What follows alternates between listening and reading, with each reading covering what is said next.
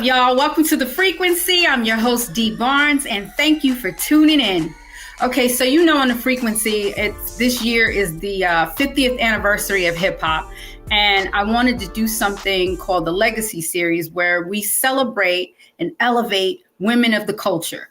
And I have the perfect guest for you today. This woman is known as the celebrity hip hop photographer. And through her eye, she managed to capture some of the most iconic images. Now, you may not be familiar with her name, but you will know her work, including one image in particular where we have to talk about, where she captured Biggie and Tupac performing together on stage. So please enjoy this conversation right now and welcome my guest, Koi Sojer. Welcome to The Frequency. Yo, what's up?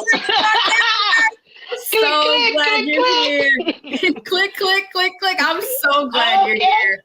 How are you? Thank you for having me. I am great, blessed, and happy to be here. Good, man. This is where I wanted to give you like your virtual flowers, because I was familiar with your work, but I wasn't familiar with you. So I want to get right into it, getting your whole history. Like, when did you fall in love with photography? Let's just start there. All right. Well, I must have been around 5, 6 years old. And back then, Life magazine was probably like 11 by 14 size. And grandma used to always have them in her house. And, I was born during the civil rights movement, so the 60s. So, you would look through the magazines and the pictures were always so big. And, the civil rights movement's photos really touched me. Even as a child, I didn't know what I was really looking at. Then, they had the Vietnam War after that, so then I started realizing who the photographer was, and it was Gordon Parks.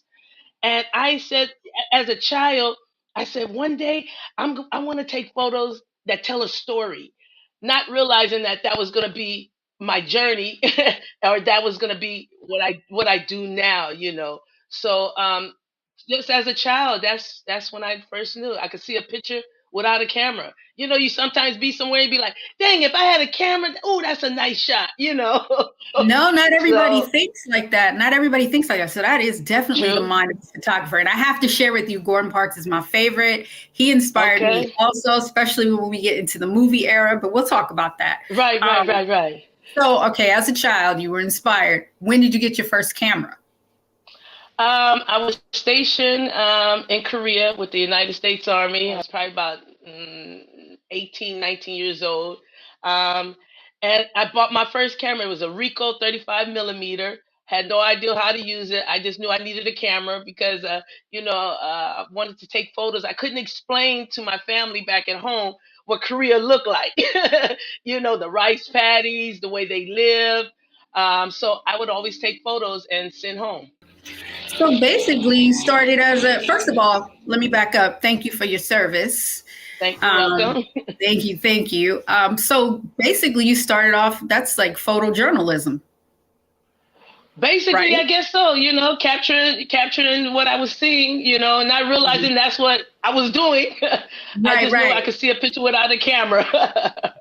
So Till I got one. till you got one? Okay. So Right. how long were you in the service? 9 years. Nine? Did you say 9? I served 9 years, yes. Wow. Okay. So when you got out, what did you want to do? Well, my whole goal, even going in, was to play basketball. I was Wait a minute. told. Wait. Okay. So in high school, did you play? I did, but I didn't get a scholarship, and I kept thinking, oh, after the summer, I said everybody's going to college, and what am I going to do? I don't want to work at McDonald's, so Right. I actually went and joined the Army so I could play basketball. So did you So play? that was my goal. I did. That's all I did. Everybody knew me. They knew that's what I always did was play ball. And when I got out, I was playing with, it was a league that girls would play in, and somebody said to me, "Hey, listen, New Zealand, what they did back in the days. That's why the Europeans are as good as we are. We became ambassadors of the sport, so we would always go overseas, whether it was Russia, like Brittany Griner did, or Turkey, or Italy, or whatever. Our goal was to show these Europeans how to play the sport." And that's why they're as good as we are now. because right, because we were always we all there's a lot of Americans that go to Europe to play.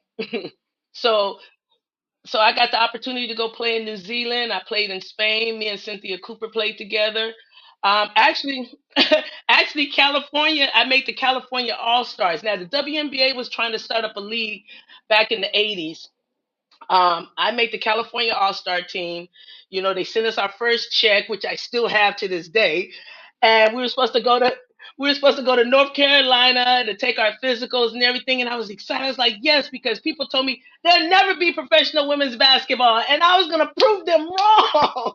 So when I made the California All Stars, I was like, yes, my sister, my mom, my granny, and people who said they weren't gonna be a professional women's basketball team could come see me play. But then we got the call that the whole damn thing went bankrupt. That's why I still have my check to this Yeah. day. So I ended up getting an offer to go play in New Zealand, and then I got an offer to go play in Spain. And so I did a 3-year stint of playing overseas until my twin sister called me to come help her with a business she started. No, So, wait. So did you take any pictures while you were over there, New Zealand? I did. Yep. So you documented the league. You documented Yeah. basically the Well, early I always documented my journey. right. You know what I mean? Everywhere I went, I would take photos, you know, once again, to send home. So, Right. yeah. I can relate to that. Now, we were talking about Yeah. earlier about when you were saying how you didn't think that, you could be a professional basketball player. And now you see where women's sports is today. What do you think of the Yes. controversy that happened with Angel Reese and Well, Caitlin?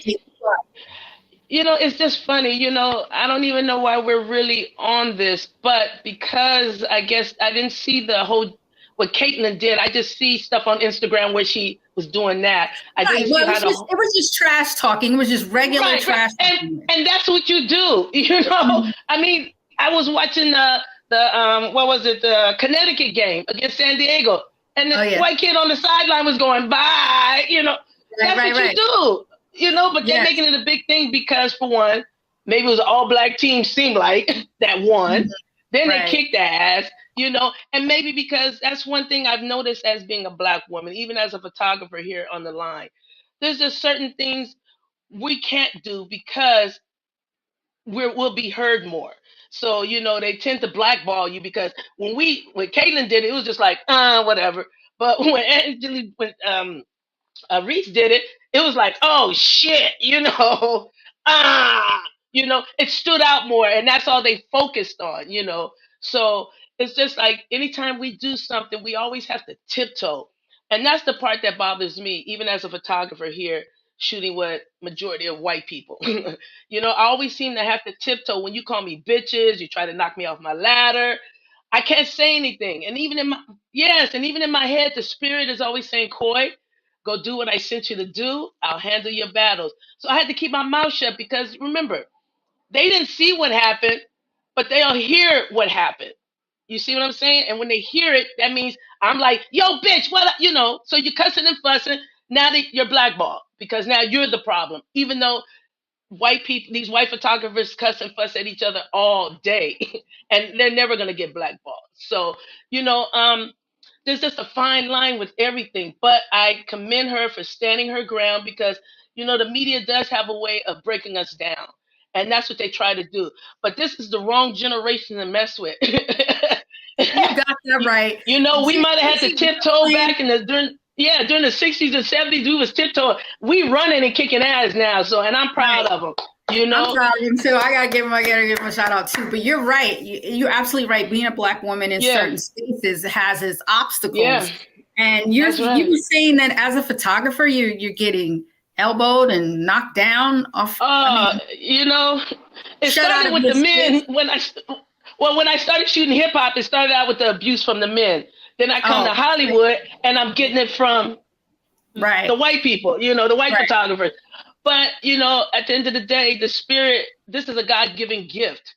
So I can't let a man, like it did back in the 90s and even now, stop me from doing what he sent me here to do. you know. I call myself the gifted eye because if anybody knows anything about film, you had to pray after you shot maybe 3 or 4 or 5 rolls of film. You prayed that when you went to go pick up your photos from the developer, that they all came out. it's not like Oh it's not like God. it's not like now you look at your digital camera and you be like, okay, delete. Excuse me, can we do Yeah. this again? You know, it's not like Right. that. So when I would look at my photos, I'd be like, wow, you would think, people like, yo, how long you been doing photography? Shit, I just started. But I didn't just start. I just started maybe focusing more on what I was shooting. But I have been shooting already because remember, I bought my camera when I was 19 in Korea. So, I've had opportunities and to see my photos and to figure out what it is that I wanted to shoot and how I wanted to capture it, so. Yes. So listen, let's take a break and we're going to come back Okay. with Koi Sojer and talk about more about the gifted eye right here on the frequency. Hey now.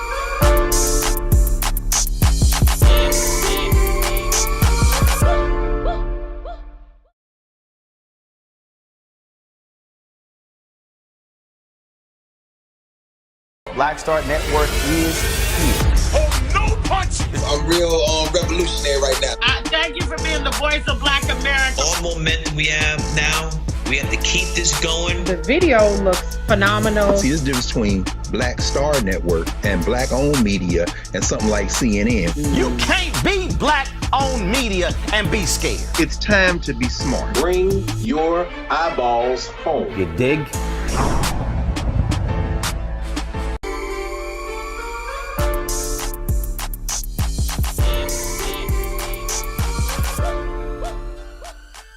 All right, back right now here on the frequency on the Black Star Network. I'm your host, Dee Barnes, and my guest, Koi Sojer, the hip-hop celebrity photographer. We're talking about her whole legacy, and we were just speaking on the gifted eye. Let's talk more about it. Koi, join me. Hey. The gifted eye is here. Yeah, welcome back. So tell me about that, the gifted eye, because you said it's a gift. It is, like I said, when I was a kid, I could see a picture without a camera. Then when I finally got one, I was shooting everything. I call myself the gifted eyes because I could be at an event. And like I said, I'm self-taught. So I could be at an event and the spirit seems to guide me. I happen to be, I'm used to, this is 92. I've been shooting already since 89, 90, but nothing this serious when it came to really having to move myself from the back of the room where I'm shooting celebrities to moving myself to the front of the stage. I happen to be standing in the back. This is Tramps. We're at Tramps nightclub in Manhattan. DOS Effects and Crisscross were the performing acts. And Crisscross came on stage and I'm trying to shoot them from behind, everybody's, heads in front and then there's the stage and I'm in the back. And so I'm trying to shoot from the back. So all I'm really getting is a bunch of heads and them. And all of a sudden somebody slapped me on my back. And I'm like, all right, who the hell? I turn around thinking somebody, but nobody was there. So I go back to shooting again and I get that slap again. I was like, okay, who? But nobody was there. And all of a sudden now the music is playing loud. All of a sudden I hear in my head, move forward. I was like, okay, am I bugging here? So I said, okay, you know what? Let me just follow the spirit. Let me see what this voice is telling me to do. Long story short, I started moving forward. The more I moved forward, the less the slap was on my back. When I got to the front of the stage where Crisscross was performing, the slap stopped. I turned around, looked to where I came from, and realized this is where the spirit wants me to be, in front of the stage, not behind. But when I'm shooting performances, I need to be in the front of the stage. And since then, I never looked back. I knew that was my calling right there. And that's what I call it. See, that's instinct. And you're right. That is a gift to listen to that voice. It takes a long time for people to get there, especially Black women in particular. We have all those battles we were just talking about earlier. It takes us a minute to get to that point where we are in the spirit and listening to our inner voice, right, and having that confidence to do that. So I commend you on that, and and I hope inspires, other people to do that. Now you mentioned Crisscross and DOS Effects. Oh, I'm sorry. Okay. Wait. No, go ahead. Okay. No. I done lost it, but go ahead. Crisscross, DOS Effects. Okay. You mentioned them, and I'm like, all right. And then you mentioned, what was the club? Tramps Nightclub. Tramps Nightclub, which is a club I haven't heard in a long time. So right. Here we are talking about hip hop. When did you fall in love with hip hop? Ooh, let's see. I mean, we like to party. We used to rewind that cassette tape in the car. Yes, Dougie Fresh. You get Fresh Crew. Okay. Now, I'm not going to say my age, but when I joined the military, you already told us. Okay, well. Anyway, when I was in the military, I was stationed at Fort Bliss because I fired missiles. That's when they started playing hip hop music, but they played more the dancing hip hop music, not more like what we hear in like the NWAs or whatever. You weren't hearing that at the time, Right. It probably wasn't out either. But when you had Curtis Blow, where you could still dance to it, but it was still hip hop. You know what I mean? Right, so yeah. So that's when I fell in love. Yeah. So you mentioned also you and your sister had a business, and this is how you got into the music industry, basically. So this is you coming back from being stationed, out of the military. Playing pro ball, and she gave me a call and asked me to come help her with the business. And what was the business? I didn't hesitate. What was it was called Ready for Duty Promotion. It was called Ready for Duty Promotions. It was a merchandising business that she started. We did the SWV, the logo you see they used. We created that. We did BBD's World Tour jacket, and it was custom. We did MC Hammer. We did Perspective Records. The list goes on. Motown Records, Uptown Records. We did their jacket. So yeah. How did you get the business? Like, how were you able to connect with the companies and the artists? Well, my sister was working for Next Plateau Records, which had Salt and Pepper. And so she was already connected it. So she, once you're in a record label, you start going to all the parties. And she started taking me to the parties, and I was like, dang, look at all these. And I didn't really know who everybody was, mind you, because I came from the Army to pro ball. So I didn't really know who everybody was. But then I started, and so she had connects. Back then, Black music is a lot different than it is now. Back then, you can make a phone call and get to that person, So back then, when they had industry events, like the biggest thing that I think was good for music was the conventions. You had Jack the Rapper, you had BRE Music Convention, you had Impact Music, you had New Music Seminar. So this gave everybody an opportunity, whether you was in the music business, designing business, producing, everybody from all over came together for that whole weekend.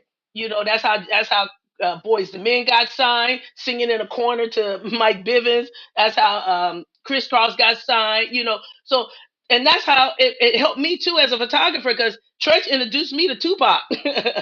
You know what I mean? So that's where I was able to capture a lot of people, so everybody, we all were kind of like finding ourselves. And these conventions actually helped that, because you were able to go and touch and talk and say something and network, not like it is now, where you got to go through the PR, the security, So, yeah. So So people did you started document coming. Those events? Because those are. Yeah, girl. I know I was at a couple of those. So yes, I got both.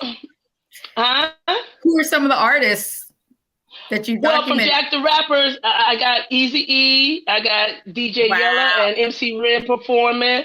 I got Ecstasy. I got Ecstasy with his twin brother with Crisscross, and me and my twin with them. I even got let's see who else was there. Oh shit, so many people, girl.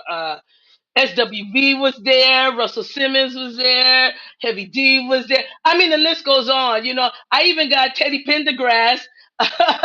Let's see, Martin Lawrence was there. I got Dick Gregory. I mean, everybody came to these events. It wasn't just hip hop. I say the hip hop community is not just rappers. The hip hop community is actors, singers, dancers, rappers, spoken spoken word, that was the community, because Right. remember, nobody believed in hip hop. Nobody believed in it at all. So that's why, after my twin started Ready for Duty, we lived on 43rd Street and 11th Avenue. And it was a big high-riser called Riverbank West. Right. 45 King lived in there, Heather Hunter. I mean, a lot of the industry people lived in this high-riser. And right across the street from it was a place called the Big City Diner. And at night, they would have parties, and my sister would sit on the balcony because our balcony faced the street, and she would watch people going in and out. So, I guess one day she decided, let me go to the club and go sit in there. And she started taking notes. And next thing you know, she says, Koi, we're gonna start throwing parties. So we had our first party. So we had our first Ready for Duty had this first year anniversary party there. Everybody loved it so much. And that's when I started as a photographer, because I made sure I took photos of everybody that entered the club. And after that, people were calling, yo, you guys need to throw more parties. After that, every Tuesday night and every Tuesday, I would make a collage boards of everybody I shot the week before. And I would put it on the wall. And that went on for 7 years. I would make collage boards of everybody that came to the party. Yeah. And we also had similar to the one behind you? Yeah, exactly. This one right here, similar to that one right there. Yeah. And I wouldn't shirt. Yes, exactly. Shirt. See? Yeah, I love it. So that would be on the board, and then people would start approaching you. Hey, this is my group. You take a picture. Did they do that? No, you didn't have to say that. If you came into the Funk Hut, I was already taking photos of you. Mind you, once again, nobody believed in hip hop. But people that came to the Funk Hut and supported it, these were our friends. Wait, what is the Funk Hut? What is the Funk Hut? Is that the name of the party? Okay, and so that was the name of the party after Ready for Duty celebration anniversary. Grandma Funk, which I gave her that name, decided, and it's GRAMMA because she had shit to say, decided to start. I love it. She wanted to throw a funky party, so she called it the Funk Hut. So, we had 2 floors. Everywhere we went, we had 2 floors. Upstairs was the house where you could eat, the dance music. And downstairs was always the hip hop, the reggae, and we had the open mic. So this gave located? Big City Diner on 43rd and 11th was our first spot in 91. Okay. And then from there, we moved to Club Essos in 95, but we had went to Club Baja, on 72nd. Right. And then the biggest venue was Club Essos on 38th and 11th and 1995. I mean, everybody and their mama came to that club. I mean, Biggie came, Lil C, Big Cat, Goody Mob performed. I even have a video of Busta Rhymes, Dougie Fresh, ODB performing at our birthday party. I mean, and I have mad footage. I just have to get it transferred over because it's all on high 8 tapes. So wait. Hold on. You get me way too hyped. We need to take a break. I need to get some water. You got my mind blown right now. Hold on, y'all. We'll be back on the frequency right here on the Black Star Network.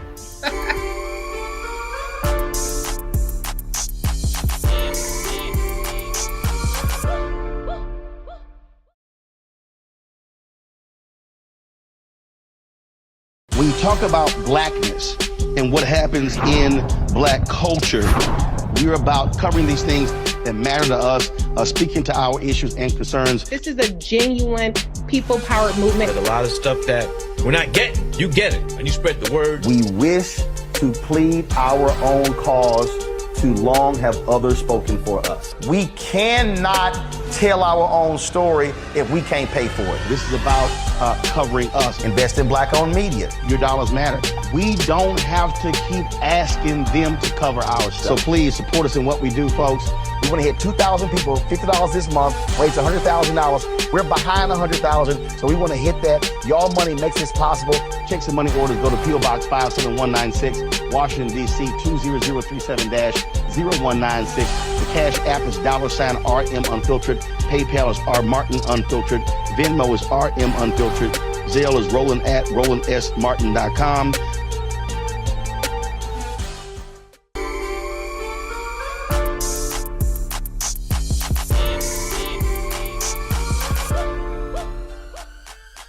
Back right here on the frequency with the hip hop celebrity photographer, my sis, Koi Sojer. Koi, you blew my mind. You were talking about footage that you have. Wait. Backtrack, because I want to make sure I heard you right. So you said what now? In 95, you said all these people came through and you have footage? I have high 8 tapes. Right, me too. That I need to have transferred over. Okay. Yes. And so I need to get them transferred over, but the one I transferred like maybe 3 of them over, and I just wanted to see. And I was just like, okay, you know what? We're going to get these done again. Yeah. Yes. So, I mean, between the negatives and the high 8 tapes, I mean, I got footage. And one thing that was important to me back in 1991 when we started the Funk Hut is that I would be the only photographer. It wouldn't be a bunch of photographers up in there shooting away. I was going to be the only one that would capture our history, and that's how it went. How did you make sure that? I mean, how did you, enforce that basically? I mean, it was your everybody event. With a camera had to. Yeah. But people, for one, like now everybody got phones and you can buy a camera. It's cheap. Right. Back then, to really buy a camera and to buy film and get it developed, you had to have some money. And that's one thing about real hip hop to me. People were struggling, to make their craft happen, for people to see them. People would come to the Funk Hut and were hungry, and grandma used to always cook. So, most of the time we, $5 a plate, but if they couldn't afford it, she'd feed them.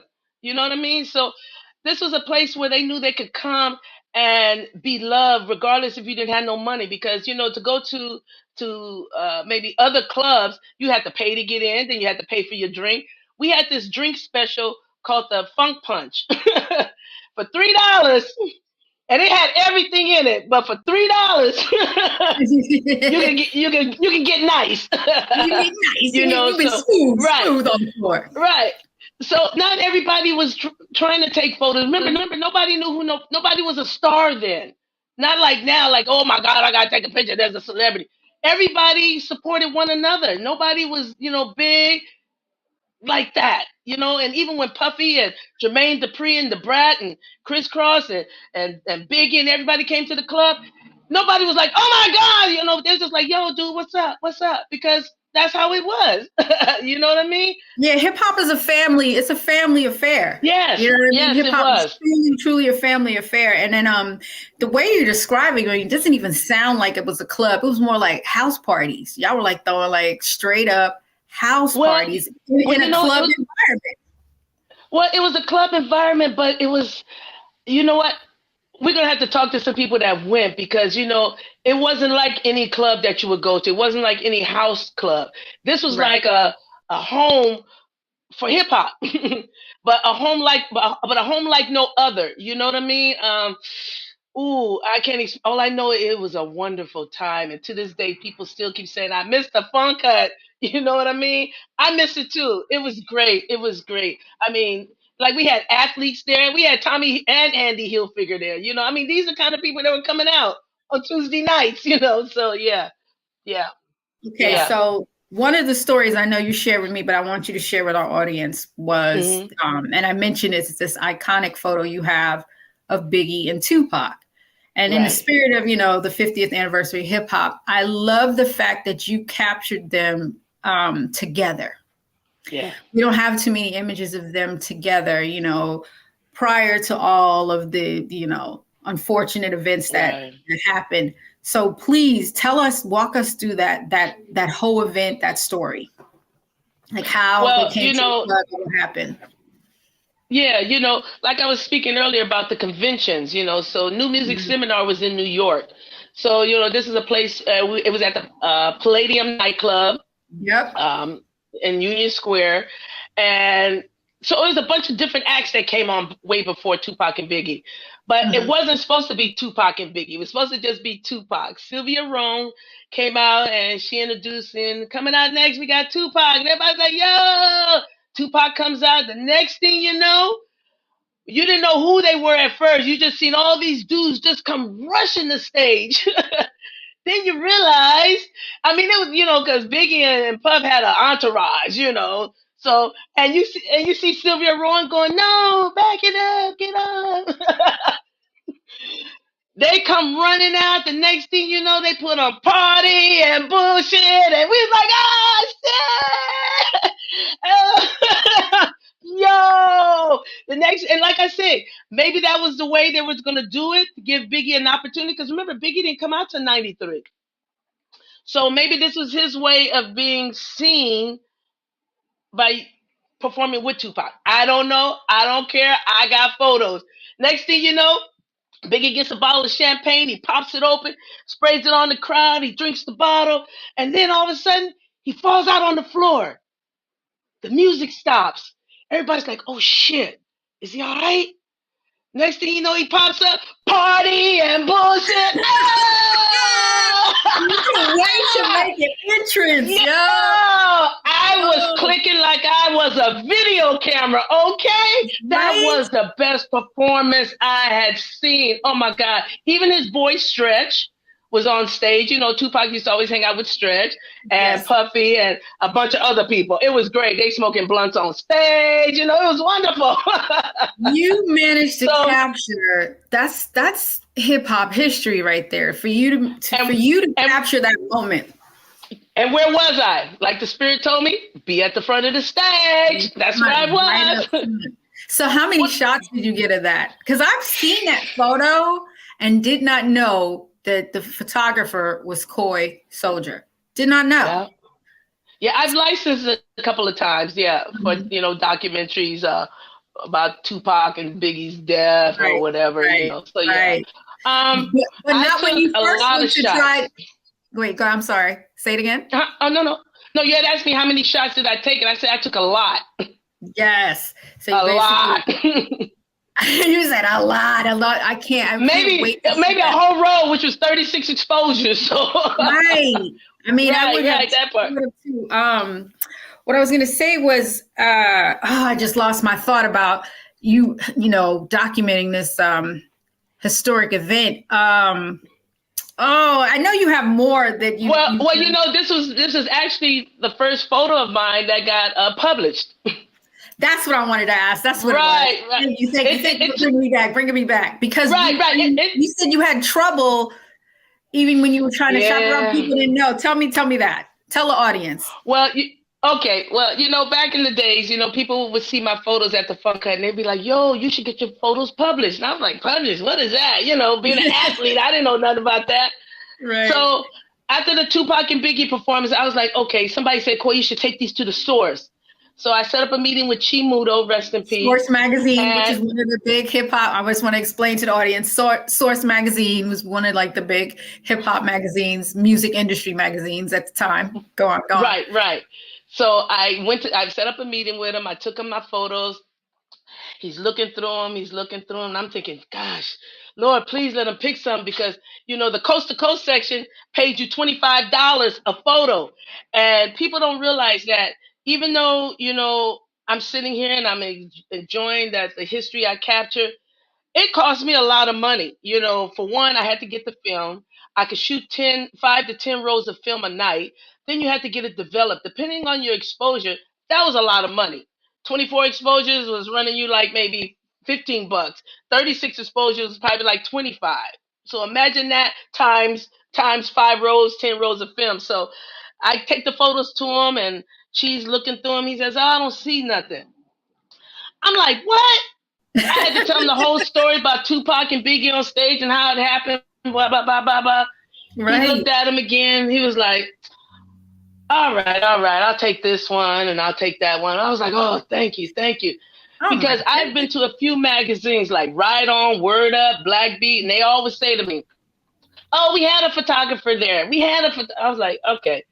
All right, how's this going to work? So that was my first publishing was the Tupac and Biggie in the Source magazine. Yeah. That's dope. Congratulations to that. Did you face a lot of obstacles being a woman photographer in particular, especially in the 90s around men? Because, you know, we've all had our share of stories. I'm sure you're familiar. Yes, girl, you know. Well, you're familiar. Yes. You know, I talk to on a serious note. Have to, you know, defend themselves in that environment. Yeah. Yeah, it wasn't easy. It was shooting for me was always fun. These are my friends. These are people that supported us at the Fun Cut, and we supported them at their events. And I didn't realize that, these other male photographers were all the ones that were working for magazines. So, I know now how it works, but, they would always, physically abuse me or push me out of my spot or, verbally abuse me if I was in a spot that they wanted, and I didn't understand that because I'm thinking, I've been shooting all this time and no one has ever pressured me. Now I'm getting pressure. Why? So after a while, I just said, well, let me just keep doing because this is a God's gift. Let me keep going until 1993. Actually, when I met you, Dee, I photographed you with Charles Oakley and Patrick Ewing, and we were at the Bobby Brown concert at Madison Square Garden. Now, mind you, we had did the water bottles for Bobby Brown for his concert, for his tour. So we did the tall, that's when the glasses was like the big gulp, the real tall glasses. And then one side was Bobby and then, Brown. So I'm shooting the concert, back then they had you in the pit, you shoot 3 songs, you come out. No problem. I shoot 3 songs, I come out. All of a sudden I see Bobby picks up the water bottle. I'm thinking, promotions for Ready for Duty. I keep on walking backstage. And mind you, it's dark now. I hear somebody yell, "Give me that fucking camera." And I'm like, because mind you, the concert's going on, people screaming for Bobby, whatever. And I hear it again, "Give me that fucking camera." And all of a sudden, this 300-pound man just jumps up at me. He attacks me trying to take my camera. And me and my sister had just seen the movie Beaches, where Bette Miller he took a photo of Bette Miller. Bette Miller says to him, "Give me your camera." And she took the film out. And my sister had just said to me, before this happened, "What would you do?" I said, "I wouldn't give him my camera." So when he attacked me, the first thing I did was bend over because I had just bought a new lens. Now, mind you, remember, I was only getting $25 a shot from these photos. So this lens was important to me. So, the whole time I'm just thinking, it felt like I was being raped because no one was coming to my aid. And I kept trying to do everything I could to get this man off me until, the Madison Square Garden's security came. But by this time, I had already it affected me really a lot because this was a buildup, and this attack was the crescendo, you know what I mean? So, of course, I tried to, not go after Bobby, but after his security guard. And because Bobby was getting married to Whitney, the lawyers were like, you're just trying to get money. And no, that's not what it was.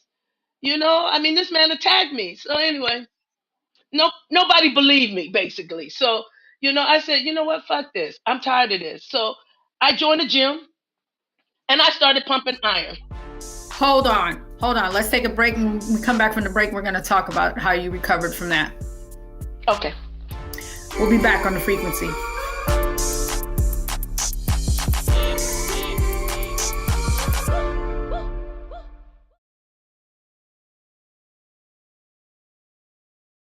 Hatred on the streets, a horrific scene, a white nationalist rally that descended into deadly violence. White people are losing their damn minds. As an angry pro-Trump mob storms the U.S. Capitol, we've seen shooting.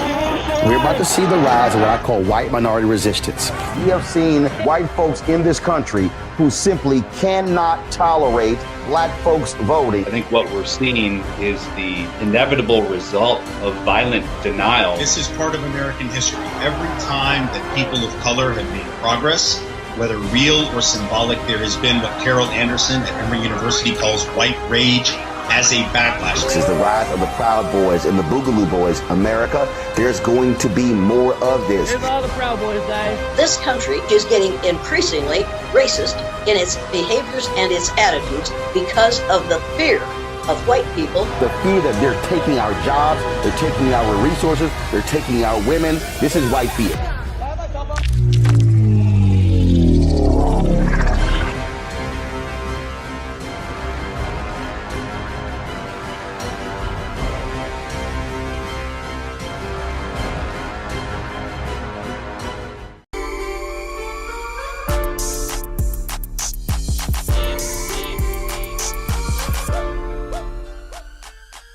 Back right here in the frequency with my guest, Koi Sojer, the hip hop celebrity photographer. Koi, you just hit on a serious issue with violence against women. I'm so sorry that happened to you. That really shocked me. I mean, I know photographers usually get roughed up, but you would think being a woman in that space that you would have some type of grace.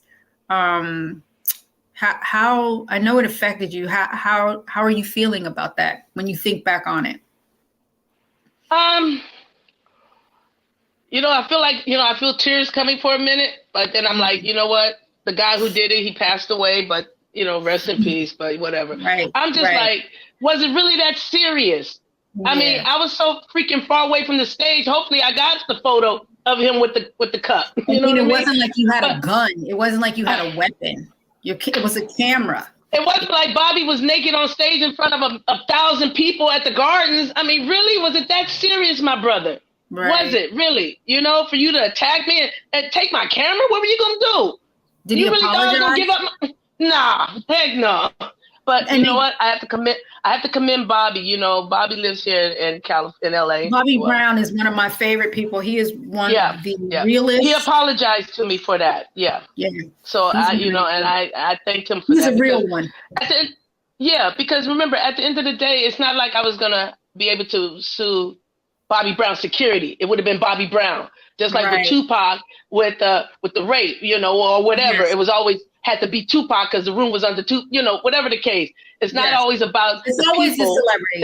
It's always celebrity. Right. It's always so that's why you have that phrase, you got to watch the company you keep. Right. And that wasn't my intent. But I knew that this was I was done. I was done being abused as a photographer for trying to do what the spirit was sending me to do. So I was already an athlete. I already served in the military. I knew what I needed to do. I went to the gym, girl. I started pumping that iron so hard. I was like, this be the last. I said, my goal was to be a brick wall. I was going to be a fucking wall. Next time they tried to push or shove me out the way, I wasn't moving. Right. And it happened. It was 1999. Mind you, I started joining the gym probably the end of 93, somewhere around there. This is 95 now. I was at the Vibe anniversary party. Right. I'm up, they were at the stage, and this photographer came and tried to shove me like that. Girl, I tightened up. Next thing I know, he eased off. In my mind, I'm smiling like, MF, yeah. This ain't happening today. That's over. Them days is over. Y'all ain't pushing me around. So you bulked up. You were serious. You took this very seriously. Yo, let me tell you, as an athlete, all you gotta do is say to me, Koi, do this. And as an athlete, girl, I worked out so good. The people in the gym was like, yo, Koi, you need to compete. Because I was in one of those bodybuilder gyms. And my first competition was in 96. And April, I did actually 3 shows. So the first show was the NPC show. The next one was a natural show, and then I did one at the YMCA or something. Oh, we need to see photos of this. I got photos because I've been still looking at them like, where is she? Okay. We gotta see this. We gotta see this. Yeah. So you competed professionally? Yes. Well, not professionally. To do professional, you have to do a lot of shows to try to get a professional card. And, I wasn't, for one, going to do the steroids. That was the NPC shows. By this time in 97, I competed in 96. 97, my twin was like, Koi, we're moving to London. I was like, okay. Oh, my gosh. So I moved to London. You did go to London? Yeah. I worked for a magazine as their photographer and photo editor. So was it a big magazine? What magazine was it over there? It was called Pride. Pride magazine was equivalent to our Essence magazine. Oh, okay. Yeah, so I did that for about a year, and that was so cool because we would go to clubs, and Missy Elliott, Coolio was in the club. Who else was in the club? Wyclef, and it probably changed now, but back then it was like, we got Missy Elliott in the club. Nobody moved. Me and my sister was like, where? Right. No, because the British are so like, we're not going to, like I said, back then in the 90s, 97. But now they probably go running like we did, you know. So Yes, they Angie have Stone to. was in the club, Oh, you know. So wow. we saw Busta Rhymes, you know. They had a EPMD, Boyz II Men. You know, I even got to talk to Janet Jackson again in London. It was just that Right, right. easy, you know. Wow. Whereas, you know, What whereas about now, London hip hop? Was there a scene there yet, or not really? there was, but you know, London is a European type thing. They were more Right. into the dance music, you know, the drum and bass and all that, you know, which was cool because they were still putting hip hop to drum and bass, you know, and you'd be in the club like, oh, okay, this kind of cool, you know. So it was cool, but you know, it just wasn't home, you know. I mean, we saw Mary J. Blige perform there, you know, we got to hang out with her a little bit backstage, and you know, so a lot of artists came. You know, and like I would take photos of them for the magazine, like Joe KRS-One. KRS-One was in London. I got 2 photos of him. You know, Chuck D was there. You know, so it was cool. This is why you are the hip hop celebrity photographer. And I'm so glad that we had this conversation. I'm going to give you your virtual flowers. Thank you. Because thank you for even documenting that. I mean, it's just the fact that, you know, and I take special pride in the fact that a woman documented some of, you know, the most iconic images. Right. We're on hip hop. We're talking about the 50th anniversary. What do you think about that? Like, women are left out. A lot of women are left out of the conversation when it comes to the culture in hip hop. We know, you know, some women are elevated and others are in the shadows. You know what I mean? What do you think about that? Especially Black women photographers. Like, I can't name any, and I feel ashamed to say that out loud. You know what I mean? Many Black women hip hop photographers. I know there were. Yeah, I'm sorry, I didn't mean to cut you off. I know that there were 2 young ladies that came up after me, Delphine and Stella.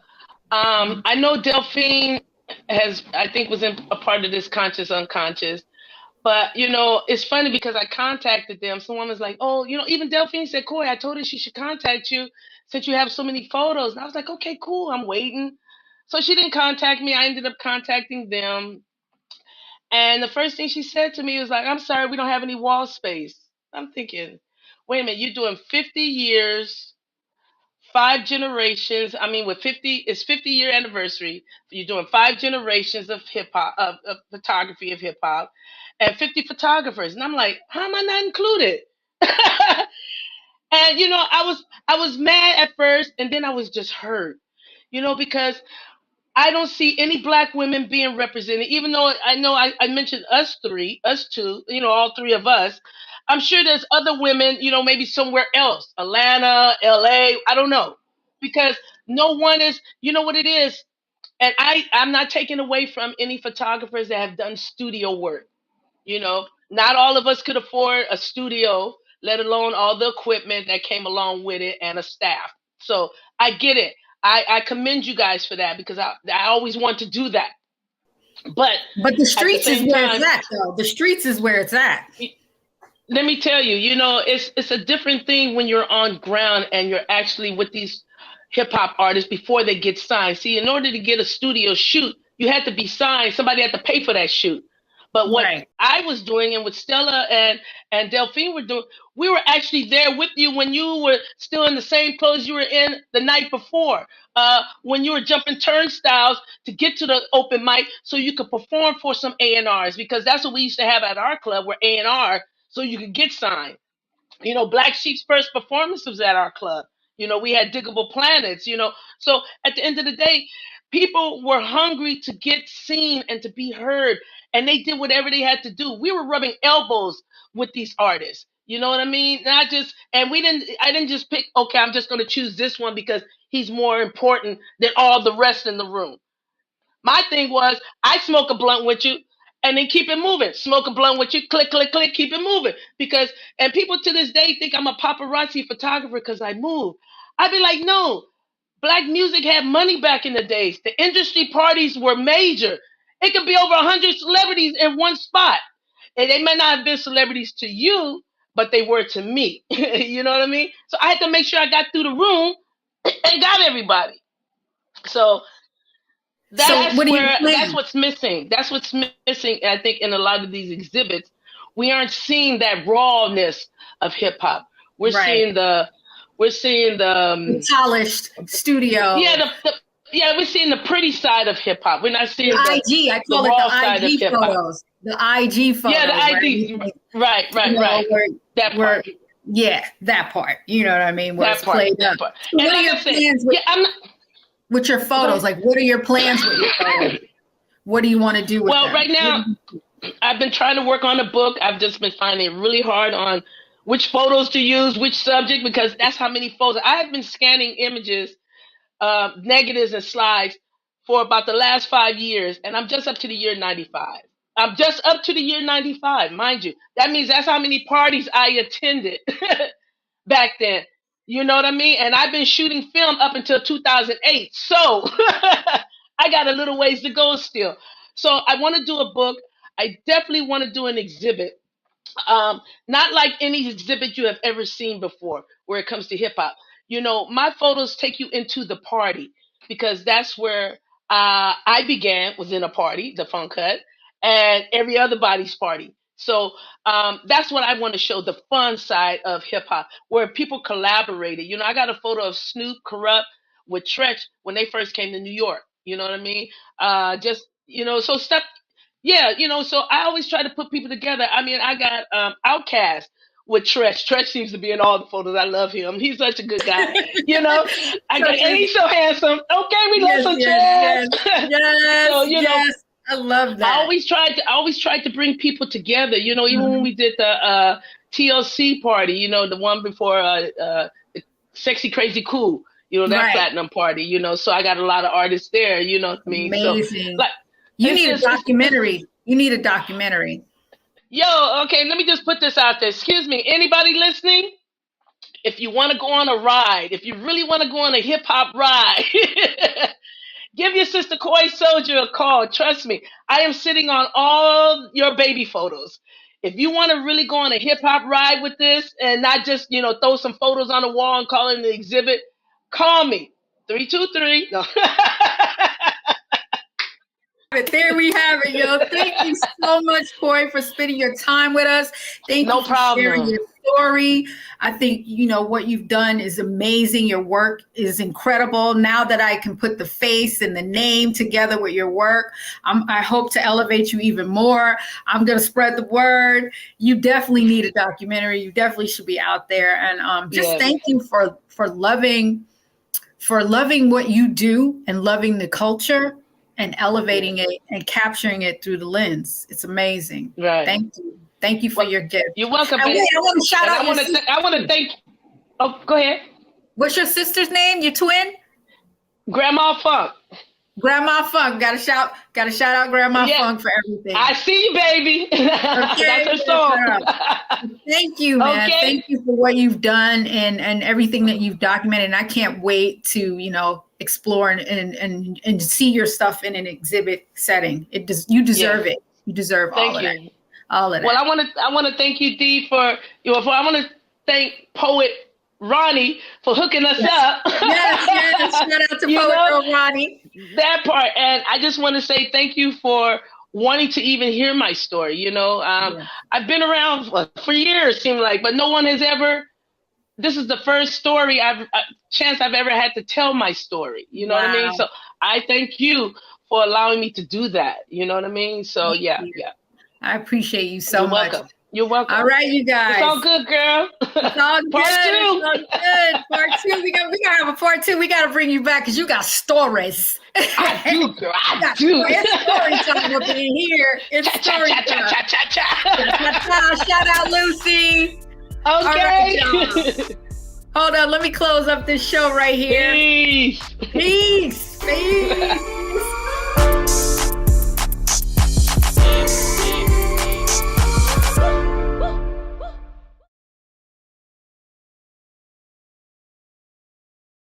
Don't you think it's time to get wealthy? I'm Deborah Owens, America's Wealth Coach, and my new show on the Black Star Network, focuses on the things your financial advisor or bank isn't telling you. So watch Get Wealthy on the Black Star Network.